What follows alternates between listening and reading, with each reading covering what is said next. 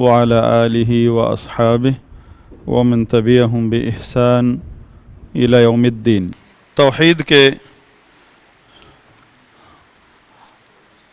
باب میں جو خاص توحید ہے، توحید العبادہ، توحید عبادت، وہ توحید جو تمام انبیاء کرام لے کر آئے ہیں، اس کے ضمن میں چند ضروری وضاحتیں تھیں جن کا جاننا عقیدے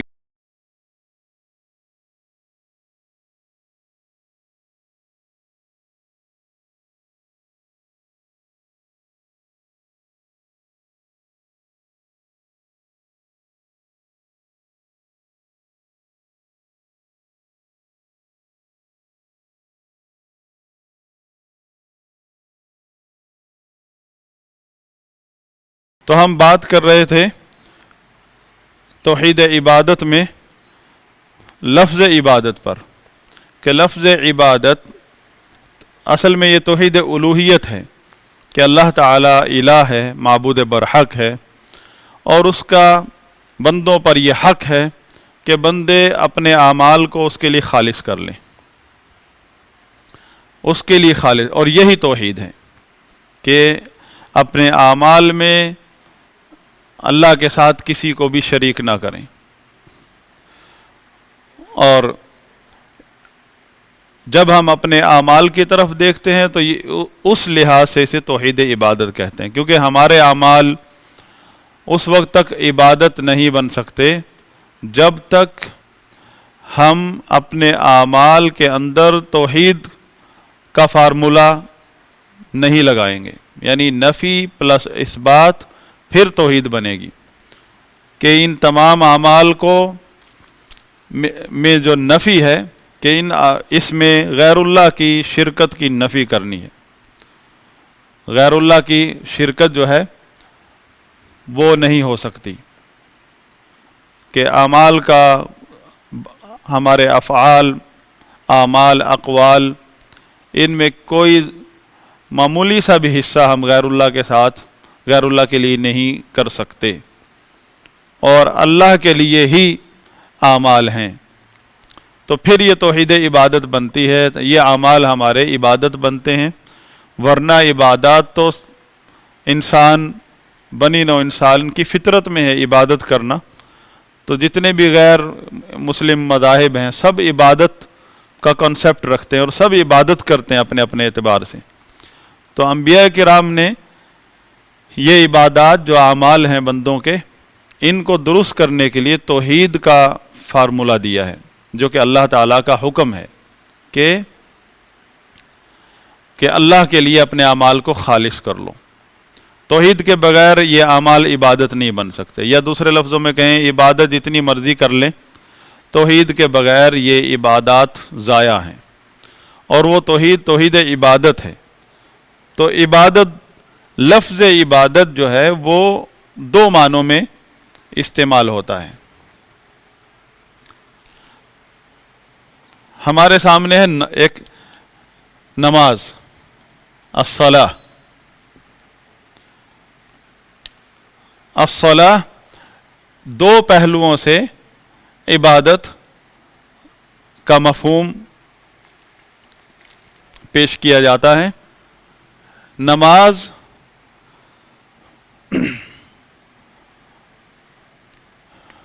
یعنی فعل الصلاۃ، کہ جو آپ نماز ادا کرتے ہیں، آپ کا فعل، اسے بھی عبادت کہتے ہیں، العبادہ۔ اور جو ہے یہ الصلاۃ بذات خود جو ہے نماز، الصلاۃ نفس الصلاۃ، یعنی بذات خود وہ نماز جو آپ نے ادا کی ہے، وہ بذات خود عمل بھی عبادت کہلاتا ہے۔ نماز ہے، روزہ ہے، حج ہے، زکوٰۃ ہے، یہ ہمارے اعمال ہیں، یہ بھی عبادت ہیں، اور ان اعمال کو جو کرنا ہے وہ بھی عبادت ہے۔ ان اعمال کو کرنا الگ سے تعبد کے معنی میں ہے، اور جو اعمال ہم کرتے ہیں جن کی ہم گنتی کرتے ہیں، یہ اعمال بھی عبادت کہلاتے ہیں۔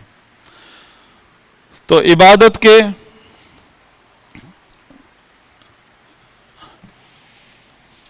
مفہوم میں یہ دو مرکزی معنی ہیں۔ العبادہ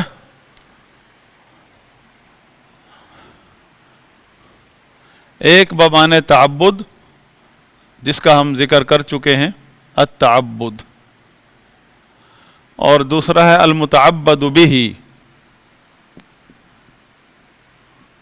المتعبد بہ۔ التعبد یعنی بندگی، عبادت کرنا، اور المتعبد بہ وہ عمل جس کے ذریعے آپ عبادت کرتے ہیں، جس عمل کو آپ عبادت کے طور پر کرتے ہیں، یعنی آپ کا عبادت گزار ہونا یہ بھی عبادت کے معنی میں آتا ہے، اور وہ عمل جو آپ عبادت کے طور پر کرتے ہیں یا بولتے ہیں وہ بھی عبادت کے معنی میں آتا ہے۔ تو یہاں تو دو ارکان، یہاں عبادت کے ارکان ہیں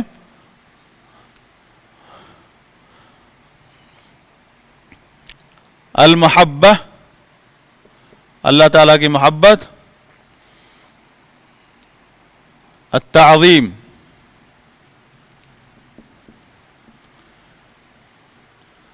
محبت اور تعظیم۔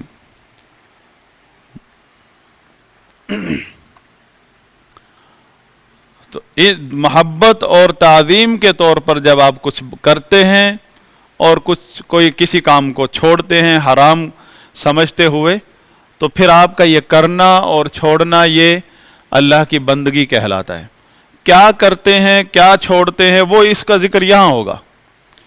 آپ کا یہ نظریہ کہ میں جو کچھ بھی کر سکتا ہوں کروں گا، وہ شریعت کے احکامات کے دائرے میں رہ کر کروں گا، میرے لیے جو جائز ہوگا وہ کروں گا، یا جو میرے لیے ثواب کا سبب ہوگا شریعت میں وہ میں عبادت کے طور پہ کروں گا، یا جو مجھ پہ فرض ہے وہ میں کروں گا، جو حرام ہے وہ میں نہیں کر سکتا، اس کا کرنا گناہ ہے۔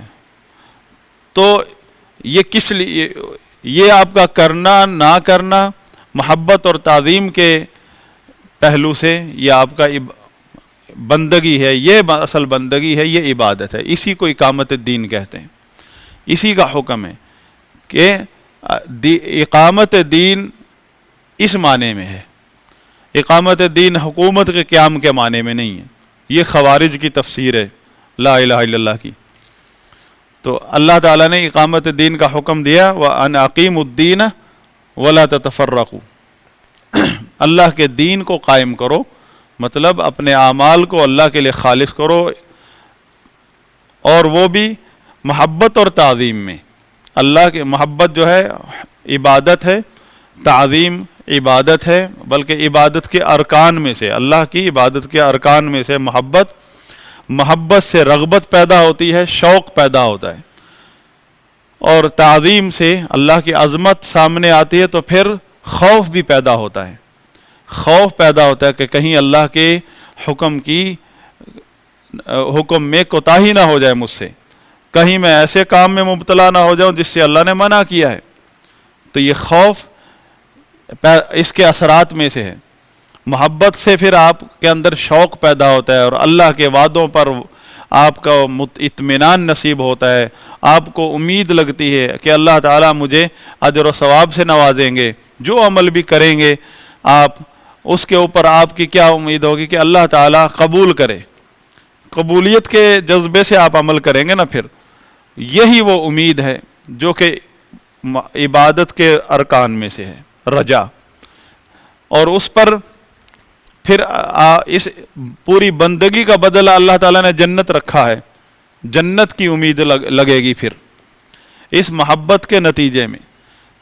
محبت کے نتیجے میں آپ کے اندر رغبت پیدا ہوگی کہ آپ اللہ کی اطاعت کریں، ہر اس عمل کو آپ چاہیں گے جس سے اللہ تعالیٰ کا تقرب نصیب ہوتا ہے، وہ ہے فرائض۔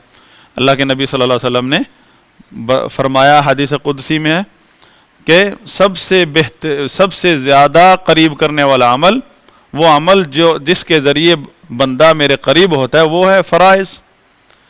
پھر نوافل پڑھتا رہتا آدمی، نوافل پڑھتا رہتا حتیٰ کہ اتنا قریب ہو جاتا ہے کہ وہ اللہ کا ولی بن جاتا ہے. جو اس سے دشمنی لگائے اللہ کا اس کے ساتھ اعلان جنگ ہے. فرائض کے علاوہ ساری عبادتیں پھر نوافل ہیں، چاہے وہ سنت موقدہ کا درجہ رکھتی ہیں. نوافل مطلب فرائض کے علاوہ جو اضافی عبادتیں ہیں. تو سب سے پہلے پھر بندے کے اندر فرائض کی ادائیگی کا شوق پیدا ہوتا ہے محبت کی وجہ سے. اور ان فرائض پر جو اللہ تعالیٰ نے وعدہ دیا ہے، سب سے بڑا وعدہ اللہ کا کہ اللہ قبول کرے گا اعمال کو. اللہ کی بارگاہ میں میرا کوئی معمولی سا عمل بھی قبول ہو جائے یہ بہت بڑا انعام ہے.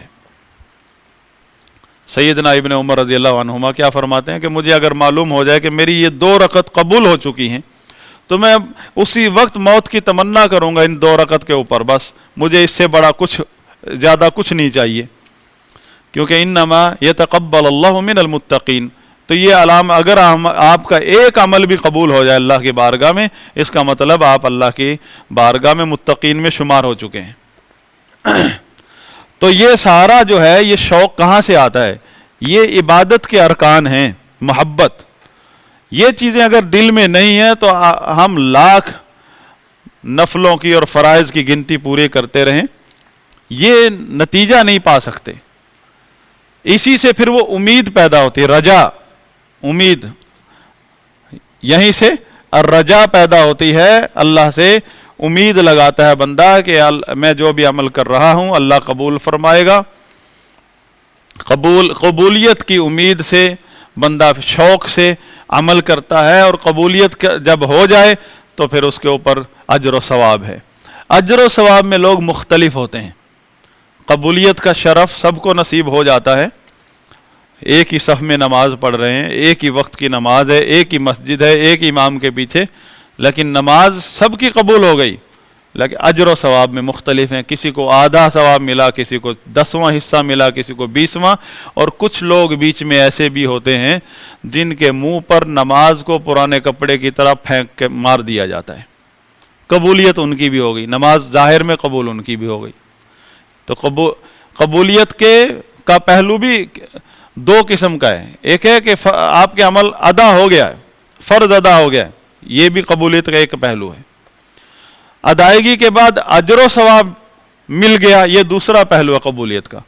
بہت سارے لوگوں کا پہلا پہلو پورا ہو جاتا ہے کہ عمل ادا ہو گیا، کہ اب فتویٰ نہیں دے سکتا کوئی مفتی کہ آپ کا یہ عمل باطل ہے، دوبارہ کرنا ہوگا. یہ قبولیت کا ایک پہلو ہے، اس میں بہت سارے لوگ کامیاب ہو جاتے ہیں. دوسرا پہلو کہ ادائیگی کے بعد آپ کا عمل ادا ہو گیا، سارے ارکان واجبات پورے تھے، مفتی بھی نہیں کہہ سکتا کہ باطل ہے عمل. اب اس کے بعد جو اجر و ثواب ہے وہ دوسرا پہلو ہے قبولیت کا. اس میں سارے برابر نہیں ہیں، سارے برابر نہیں ہیں. ایک ہی نماز میں ایک ہی صف میں کھڑے ہیں، کندھے سے کندھا ملا ہوا ہے، وہ اپنے اپنے تقوی اور خشوع خضوع جو عبادت کے جو ارکان ہیں جن کا تعلق دل سے ہے، اس میں ہم مختلف ہیں. کوئی اللہ کی محبت میں ہم سے آگے ہے، کوئی پیچھے ہے، کوئی برابر ہے. تو خشوع خضوع یہیں سے تو پیدا ہوتا ہے. دوسرا جو رکن ہے تعظیم جو ہے عظمت، اللہ کی عظمت آ گئی. اللہ کی عظمت میں آ کر بندہ فرما برداری اختیار کر رہا ہے، تو اسی سے پھر خوف بھی پیدا ہوتا ہے، جو کہ دل کا عمل ہے. خوف بھی عبادت ہے، رجا یہ بھی دل کا عمل ہے اور یہ عبادت کے ارکان میں سے ہے. اور خوف یہ بھی دل کا عمل ہے اور یہ عبادت کے ارکان میں سے ہے.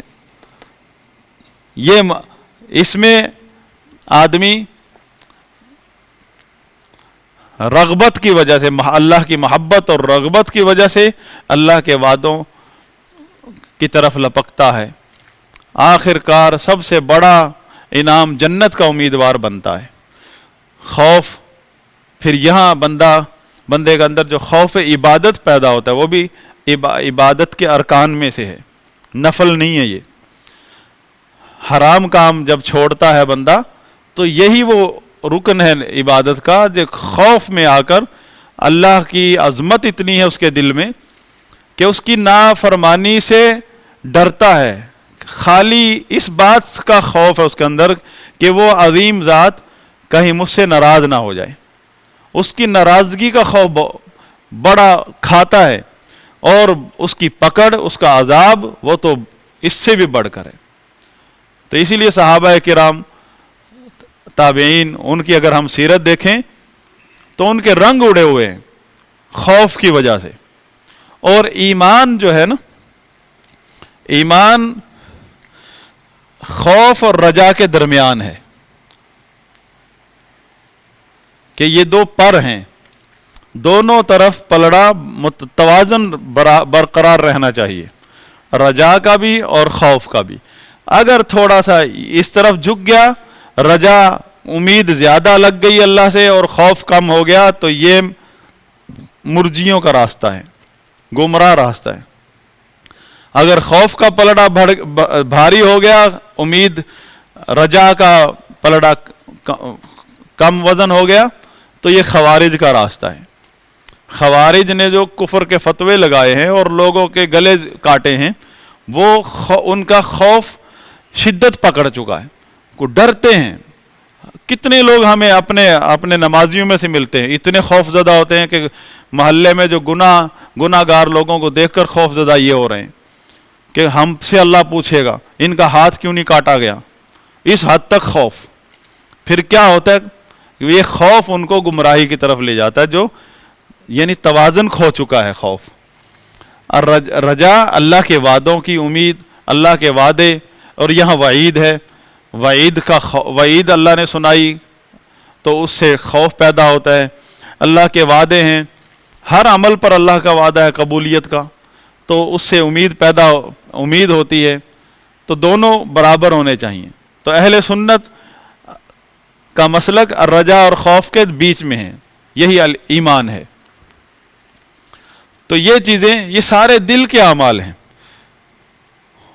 اندر ہے۔ اندر جب توازن ٹوٹتا ہے، اندر دل کے اعمال کا، باہر سے وہ گمراہ ہو جاتا ہے بندہ۔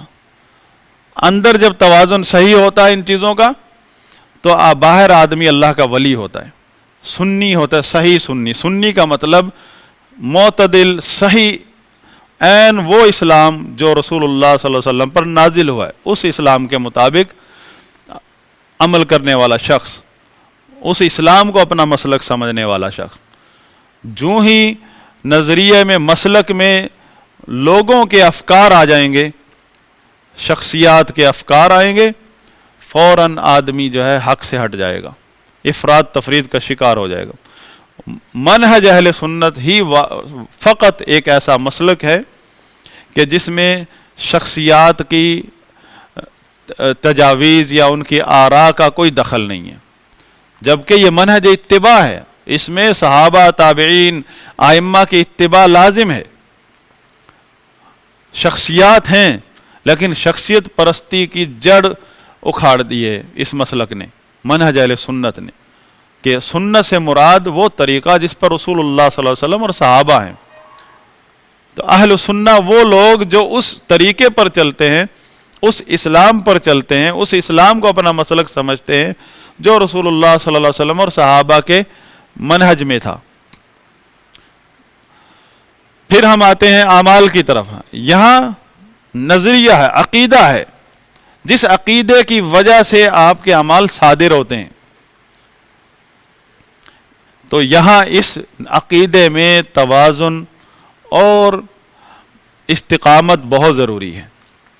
جتنی بھی گمراہیاں ہیں امت اسلامیہ کے اندر، گمراہ فرقے ہیں، گمراہ لوگ ہیں، مفکر قسم کے لوگ، وہ سب یہی مار کھا گئے ہیں۔ یہی ان کے ہاں ڈیفیکٹ ہے، عبادت کے کنسیپٹ میں ڈیفیکٹ ہے۔ تو ان کے اعمال میں ظاہری زندگی ہے جو، پھر وہ خطرناک قسم کی زندگی ظاہر ہوتی ہے، گمراہیوں کا شکار ہوتی ہے۔ المتعبد بہ، اس میں وہ تعریف جو عام طور پر عقیدے کی چھوٹی چھوٹی کتابوں میں لکھی جاتی ہے کہ شیخ الاسلام ابن تیمیہ رحمہ اللہ نے اسلام عبادت کے بارے میں جو سلف کے اقوال ہیں، صحابہ، تابعین، تبع تابعین، ائمہ، ان اقوال کو جمع کر کے ایک جامع تعریف پیش کی ہے شیخ الاسلام ابن تیمیہ رحمہ اللہ نے. انہوں نے فرمایا العبادہ اسم جامع، اسم جامع، یعنی اسم کا مطلب لفظ، ایسا لفظ ہے عبادت، لفظ عبادت ایسا لفظ ہے جو کہ نہ فعل ہے نہ حرف ہے، اسم ہے، جامع، جامع ہے کہ اس کے اندر جامع لکل ما یحبہ اللہ ویرضاہ، لکل ما یحبہ اللہ ویرضاہ من الاقوال والافعال الظاہرۃ والباطنہ.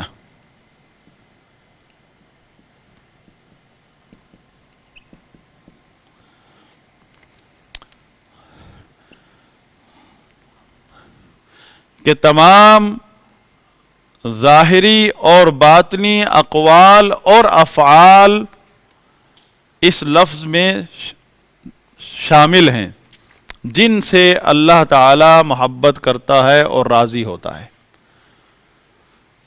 یعنی ایک عبادت، لفظ عبادت ایسا جامع لفظ ہے جس میں ہر وہ قول اور فعل چاہے وہ ظاہری ہے یا باطنی ہے آ جاتا ہے جس سے اللہ تعالیٰ، جسے اللہ تعالیٰ پسند فرماتے ہیں اور اس سے راضی ہوتے ہیں، اس بات، قول سے، اس فعل سے. مطلب عبادت جو ہے اس معنی میں المتعبد بہ کے معنی میں قول و فعل کا نام ہے، اور اہل سنت کے نزدیک ایمان کی تعریف بھی یہی ہے، قول و فعل. اقوال ہیں مطلب قول و فعل، قول و فعل ہی ہے یہاں. قول انسان کا ہر وہ قول اور فعل ظاہری بھی ہو سکتا ہے، باطنی بھی ہو سکتا ہے، جسے اللہ تعالیٰ پسند فرماتے ہیں اور اس سے راضی ہوتے ہیں، وہ اس عبادت، لفظ عبادت میں آتا ہے. اب انسان ہم ہر وقت بولتے ہیں، ہر وقت کام کرتے ہیں، افعال ہیں، یہ جسم ہے، اس میں سے تو یہی چیز صادر ہوتی ہے، یا قول ہے یا فعل. پہلے آپ قول و فعل کی وضاحت سن لیجئے کہ قول و فعل جو ہے، قول کا تعلق دو چیزوں سے ہے. اللسان، زبان پر آنے والا ہر لفظ وہ قول ہے، یہ ظاہری ہے، کیونکہ یہاں بتایا نا کہ اقوال اور افعال دو قسم کے، ظاہری اور باطنی. تو قول ظاہری کو تو ہمیں پتہ ہے کہ زبان پر جو لفظ آتا ہے وہ ظاہری ہے. باطنی قول کیا ہے انسان کا؟ قول کا دوسرا تعلق ہے دل سے، القلب. دل کا قول کیا ہے؟ دل کا قول جو ہے وہ تصدیق. دل جب تصدیق کرتا ہے کسی بھی بات کی، اللہ اور اس کے رسول کی، تو یہ دل کا قول ہے. جب پڑھا نا لا الہ الا اللہ، یہ تو زبان کا قول ہے، اور دل نے اس کی تصدیق کی، سچ مانا، تو یہ دل کا قول ہے. اور جو فعل ہے اس کا بھی دو چیزوں سے تعلق ہے. فعل کا تعلق ایک ہے دل سے، القلب، دل کے افعال ہیں، اور دوسرا تعلق ہے ظاہری اعضاء سے، انہیں عربی میں کہتے ہیں الجوارح. الجوارح، الجوارح شکاری کے ساتھ جو شکار کرنے کے لیے کتے ہوتے ہیں ان کا جوارح کہتے ہیں، ان کے ذریعے وہ شکار کرتا ہے. عربی زبان میں انسان کے جو ظاہری اعضاء ہیں، ہاتھ، پاؤں، ان کو الجوارح کہا جاتا ہے، ظاہری اعضاء. تو ظاہری اعضاء سے تعلق بھی ہے فعل کا، اور قلب، دل سے بھی تعلق ہے فعل کا. اب دل کا فعل کیا ہے؟ ظاہری اعضاء، ظاہری اعمال تو ہم جانتے ہیں کہ نماز ہو گئی، الصلاۃ یہ ظاہری ہے، الذبح ذبح کرنا یہ ظاہری عمل ہے، طواف الطواف یہ ظاہری عمل ہے، فعل ہے. دل کا جو فعل ہے وہ کیا ہے؟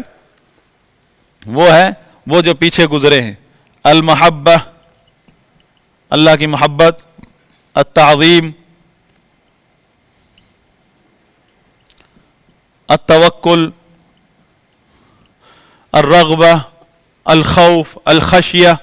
یہ سارے دل کے اعمال بہت زیادہ ہیں، اور ظاہری اعمال یہ دل کے اعمال کی نسبت کم ہیں. اب دیکھیں، اقوال اور افعال ظاہری اور باطنی، جو زبان سے تعلق رکھتا ہے وہ ظاہری قول ہے، دل سے جو تعلق رکھتا ہے قول وہ باطنی قول ہے، اور وہ ہے تصدیق. احکام شریعت 5 ہے نا، کہ یہ فرض ہے، یہ نفل ہے، اور یہ مباح ہے، یہ حرام ہے، اور یہ مکروہ ہے. دل اس کی تصدیق کرتا ہے، دل مانتا ہے، اور دل جھٹلاتا بھی ہے. مسلمان کا دل تسلیم کرتا ہے اللہ اور اس کے رسول کے احکامات کو، اور کافر کا دل جھٹلاتا ہے، منافق کا دل جھٹلاتا ہے. زبان سے منافق اقرار کرتا ہے، دل سے جھٹلاتا ہے. تو جب منافقین نے کہا نشہد انک رسول اللہ، ہم اس بات کی گواہی دیتے کہ آپ اللہ کے رسول ہیں، اللہ تعالیٰ نے ان کی حقیقت کھول دی کہ یہ تو منافق جو ہیں جھوٹ بول رہے ہیں. دل ان کا جھٹلاتا ہے، دل ان کا جھٹلا رہا ہے. اور اہل کتاب کے بارے میں فرمایا یعرفونہ کما یعرفون ابناءہم، وہ زبان سے جھٹلا رہے ہیں اور دل سے تصدیق کر رہے ہیں، ان کا دل مان رہا ہے. یہ دل کا حق کو ماننا، حق کو تسلیم کرنا، حق اور باطل میں فرق کرنا، جھوٹ اور سچ میں فرق کرنا، یہ دل کا قول ہے، تصدیق. یہ جو وضاحت ہے یہ اہل سنت ائمہ کے منہج کے مطابق ہے، ورنہ معتزلہ، خوارج، مرجئہ ان کے ہاں اپنا فلسفہ ہے. فعل کا تعلق بھی دل سے ہے.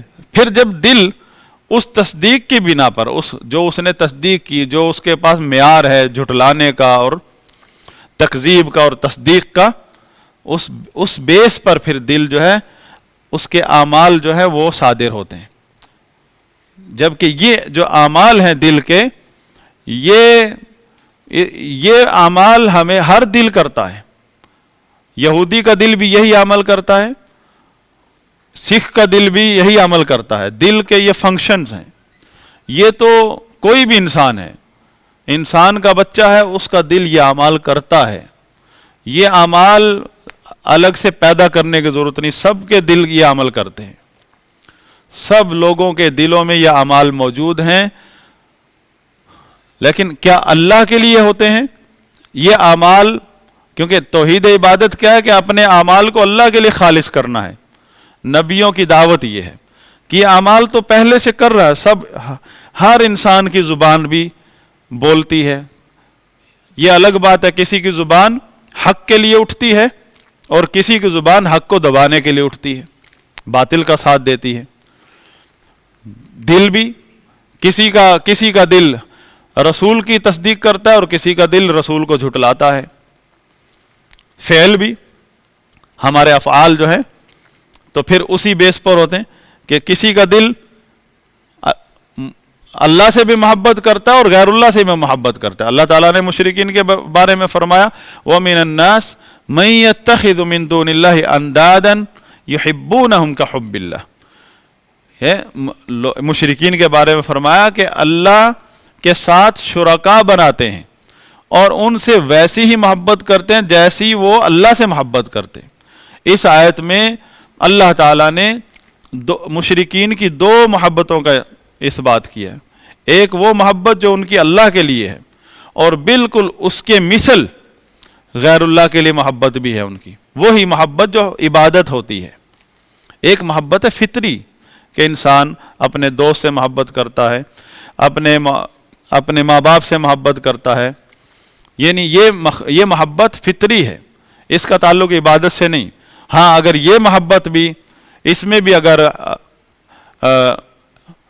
اخلاص آ جائے کہ اللہ کا حکم ہے ماں باپ سے محبت کرنا، اللہ کے لیے محبت، اللہ کے لیے نفرت، تو یہ اعمال جو ہیں یہ بھی نیک اعمال میں شمار ہو جاتے ہیں، یہ محبت بھی۔ لیکن یہ محبت جو ہے، جو عبادت ہے، اس میں اللہ کا کوئی شریک نہیں، یہ محبت خالص اللہ کے لیے ہے۔ لیکن مشرک بھی کرتا ہے۔ مشرک کسے کہتے ہیں؟ مشرک وہ جو اللہ کی عبادت میں اپنے اعمال اللہ کے لیے بھی کرتا ہے اور غیر اللہ کے لیے بھی کرتا ہے، یعنی اللہ کو بھی مانتا ہے اور غیر اللہ کو بھی مانتا ہے۔ ورنہ مشرک کیسے ہوا؟ اگر وہ اللہ کو نہیں مانتا ہے، صرف غیر اللہ کو مانتا ہے، وہ مشرک نہیں کہلاتا، وہ ملحد کہلاتا ہے۔ مشرک کہتے ہی اسے ہیں جو اللہ کو مانتا ہے اور غیر اللہ کو بھی مانتا ہے،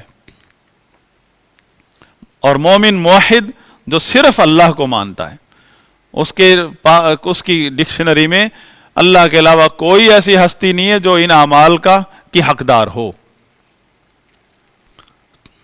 باقی جو محبت مخلوق کے ساتھ ہے، وہ محبت نیک عمل بھی ہے اور بد عمل بھی ہے۔ اللہ کے لیے محبت ہے تو وہ آپ کا نیک عمل ہے، اس پر آپ کو اجر ملے گا۔ اور اگر اللہ کے لیے محبت نہیں ہے، دنیا داری کے لیے محبت ہے، دنیا داری کے لیے محبت ایک تو مباح ہے، ایک ہے کہ آپ گناہوں کی فسق و فجور میں، دنیا کی شہوات میں آ کر آپ نے دوستی بنائی ہے، دنیا پرستی میں آ کر آپ کے تعلقات بنے، تو اس کے حساب سے آپ کو گناہ ہوگا۔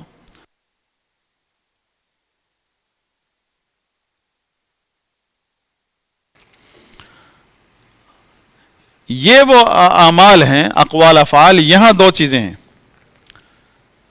یہاں تھا نا کہ اللہ پسند کرتا ہے اور محبت کرتا ہے۔ آپ کا کوئی بھی قول فعل، اس کی قبولیت کے لیے دو شرطیں ہیں، اخلاص اور مطابعت۔ یہ پہلی کلاسوں کے سبق ہیں، اخلاص اور مطابعت۔ اخلاص کا مطلب مسلمان کے لیے کہ وہ اپنے عمل میں ریاکاری سے بچے۔ ریاکاری شرک خفی ہے، شرک اصغر ہے۔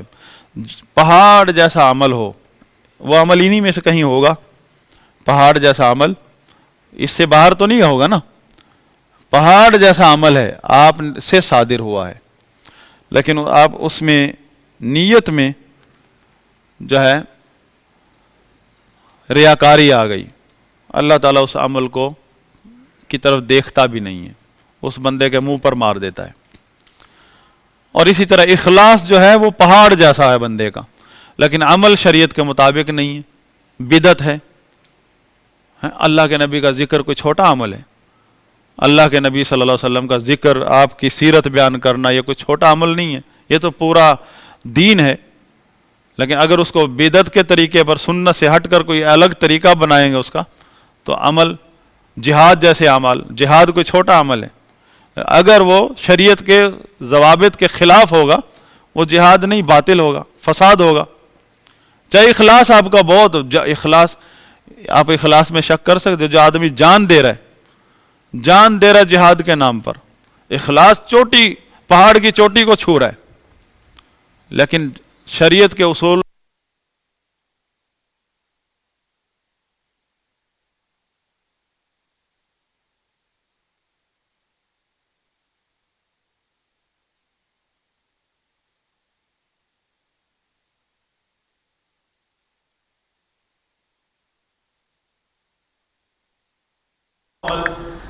اگرچہ ظاہر میں صحیح ہے، وہ باطل ہو جاتا ہے، فاسد ہو جاتا ہے۔ اسی طرح اجر و ثواب، عمل کے اوپر جو اجر و ثواب ہے، اس کا تعلق بھی بندے کی نیت ہے۔ وَإِنَّمَا لِكُلِّ امْرِئٍ مَّا نَوَىٰ، ہر بندے کو وہی کچھ ملے گا جس کی اس نے نیت کی،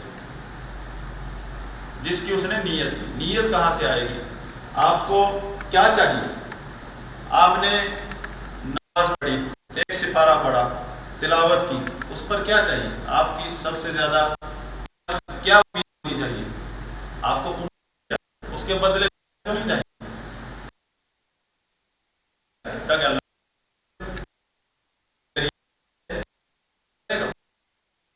لوگوں کا مقصد ہے، تو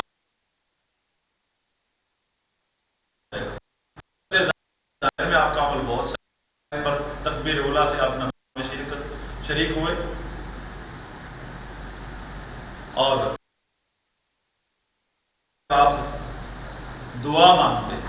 یہ بھی عبادت دو قسم کی، یہ اب اگلی بحث آئے گی کہ عبادت دو طرح کی. تو عبادت جو ہے وہ دعا کے اندر آتی ہے، دعا اوپر ہے، دعا کی اقسام ہے. دعا دو طرح کی، دعا المسئلہ، دعا العبادہ. کہ عبادت جو ہے، ایک عبادت وہ ہے جو آپ اجر و ثواب کی نیت سے کرتے ہیں، تمام عبادات اس میں آتی ہیں، ان کو دعا العبادہ کہتے ہیں کہ ہر عبادت ہی دعا ہے. اور ایک دعا ہے جو آپ اپنی دنیاوی حاجت کے لیے مانگتے ہیں. اس میں کیا چاہیے آپ کو؟ اس میں آپ کو دعا کی قبولیت کا مطلب یہ ہے کہ آپ کو وہ چیز چاہیے جو آپ مانگ رہے ہیں. صحت چاہیے، شفا چاہیے، آپ کو رزق چاہیے، مال چاہیے، اللہ سے حلال مال، حلال رزق چاہیے، سب کچھ ملے گا، جو مانگیں گے ملے گا. وہاں آپ امید لگائیں، جو مانگ رہے اس کی امید لگائیں، وہ ملے گا. لِكُلِّ امْرِئٍ مَّا نَوَىٰ. کیوں شریعت نے آپ کو یہ بتایا ہے کہ آپ مانگیں گے ملے گا، اللہ تعالیٰ نے یہ بتایا ہے. لہذا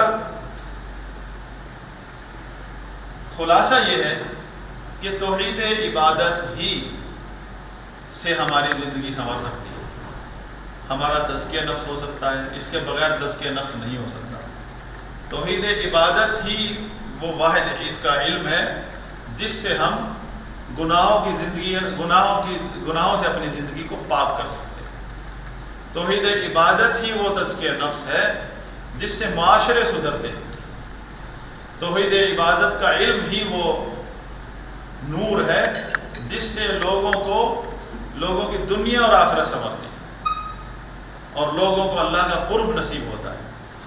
ہر مسئلے کا حل اس کو اللہ کی بارگاہ سے نظر آتا ہے اور پھر اس کا اللہ پر توکل، اللہ پر اعتماد بڑھتا چلا جاتا ہے. پھر وہ توکل بھی عبادت ہے. اللہ سے دعا ہے کہ اللہ تعالی ہمارے علم میں برکت عطا فرمائے جو اس نے دیا ہے، اور مزید ہمیں ایسا علم نصیب فرمائے جس میں ہمارا نفع ہے دنیا اور آخرت کا. سبحانک اللہم و بحمدک اشہد ان لا الہ الا انت استغفرک و اتوب الیک.